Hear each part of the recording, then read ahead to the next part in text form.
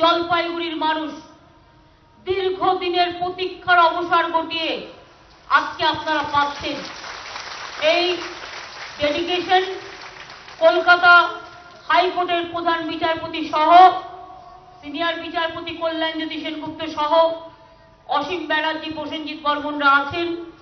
সবাই মিলে আমরা পশ্চিমবঙ্গ সরকার পরিবার, আমাদের বিচারপতিদের পরিবার, হাইকোর্ট পরিবার এবং সমস্ত আইনজীবী পরিবারের পক্ষ থেকে জলপাইগুড়ির মানুষের কাছে এই উপহারটি আমরা দিয়ে গেলাম। একে সযত্নে লালন পালন করবার দায়িত্ব কিন্তু আপনাদের। নতুন করে বিল্ডিং তৈরি হবে, ইনফ্রাস্ট্রাকচার তৈরি হবে। আমাদের মহামান্য বিচারপতি বলেছেন, প্রধান বিচারপতি, যে আমাদের এই ইনফ্রাস্ট্রাকচার টোটাল তৈরি করতে 2 বছর লাগবে ফুল ফ্লেজেড কাজ হওয়ার জন্য।